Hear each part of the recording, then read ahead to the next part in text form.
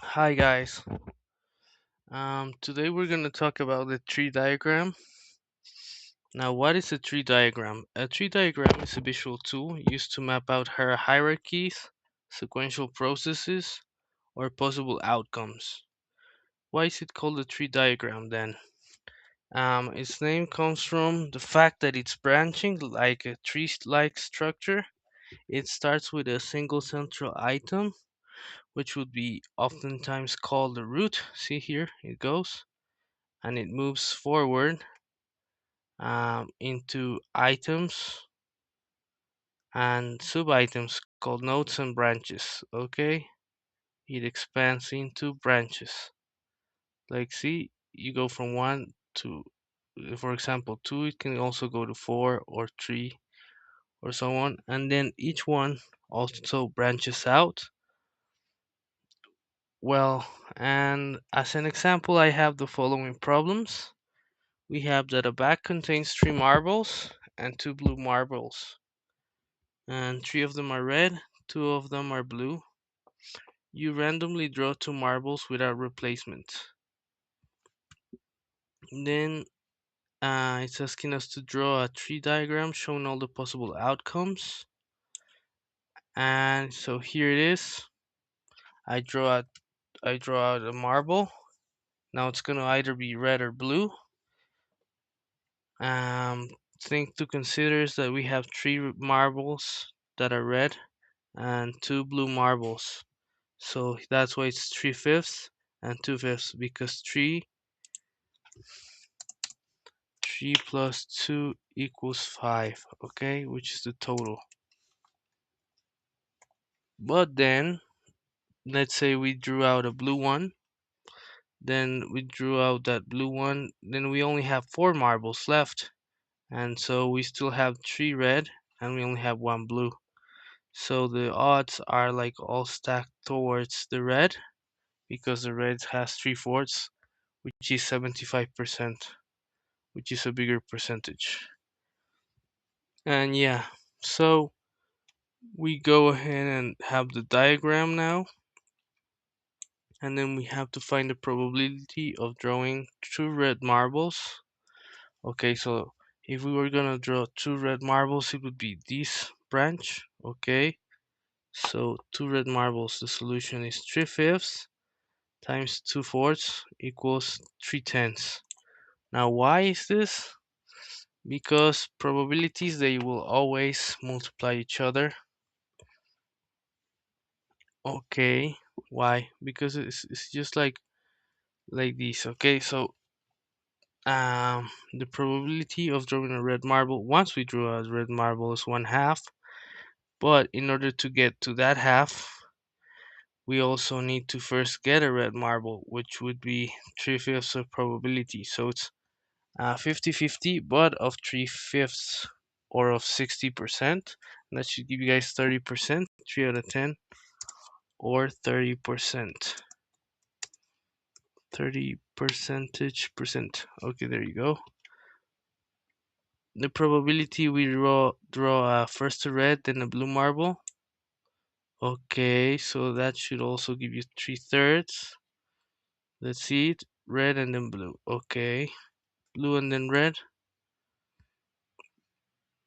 Also 3/3 or 3/10 or 30%. And then both blue, we have 2/5 times 1/4. Why 2/5? Because first we have two more blue marbles, so that's 2/5. And then we have one less blue marble, so we're gonna get 1/4. So 1/4 times 2/5, that should give you guys the 1/10 or 10%.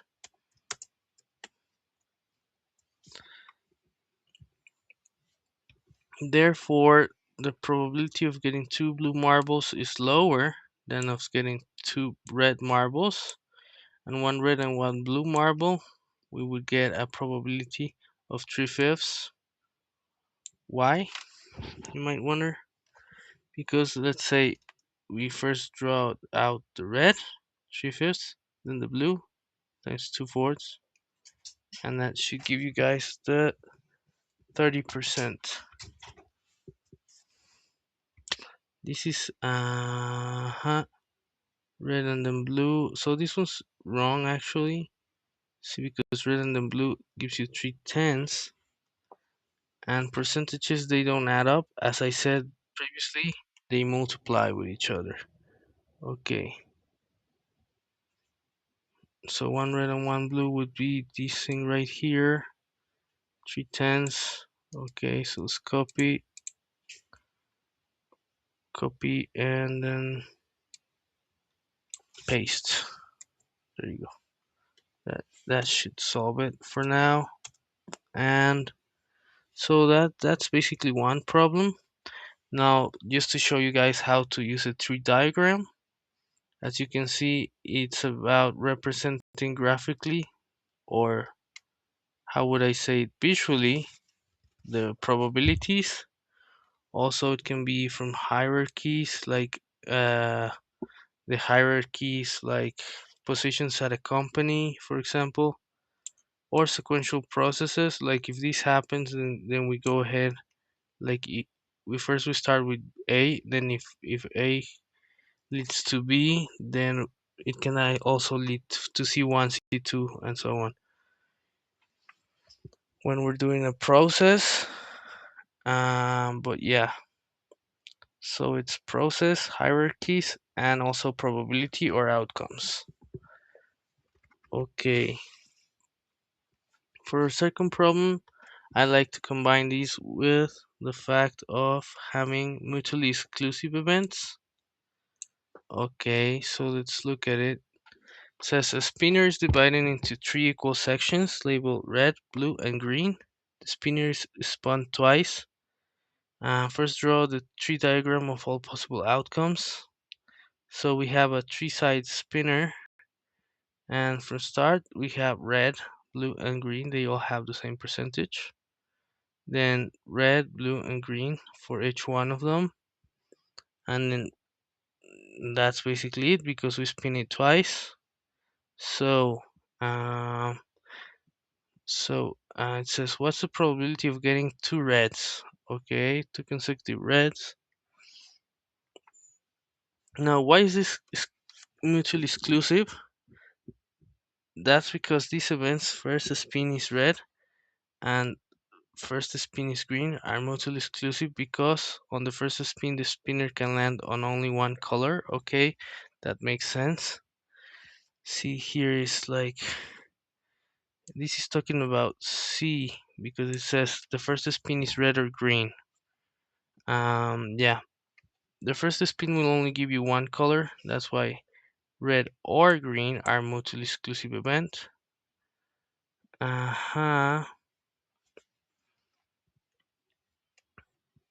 Mm-hmm. So, uh-huh. Then all you have to do is have the, yeah,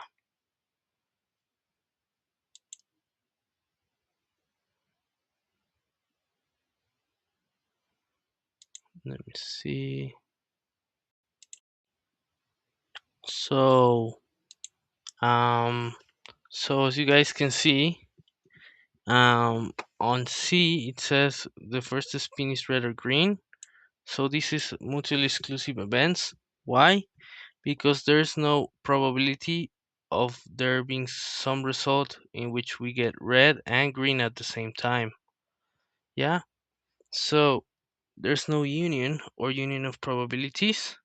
So in order to get the percentage of getting red or green, then all we do is add the probabilities, because it can either be red, which is 1/3, plus green, which would be 1/3. And if we were to talk about red, green, or blue, then we would have all the probability because it only has three colors, and then we would have 100%, which would be 1/3 plus 1/3 plus 1/3, 1, which is 100%. But now let's head back to A. It says the probability of getting two reds. So two reds would be 1/3 times 1/3. Why? Because on the first event or the first spin, we get 1/3 probability on red, and on the second one, we get 1/3 probability on red, which would give us 1/9. And then finally, getting at least one blue. This is a little bit trickier because the outcomes would that we would consider are all that have blue. Just you guys can see, we have to go blue here on first, and then we have blue, and then 1, 2, 3 outcomes. So, but it says first at least one blue. Okay, so we have these 3 outcomes, but we also have to add others that also have blue, which would be red, blue, and green, blue. Okay, so 1, 2 plus the 3 that we already have equals 5 divided by the 9 probabilities.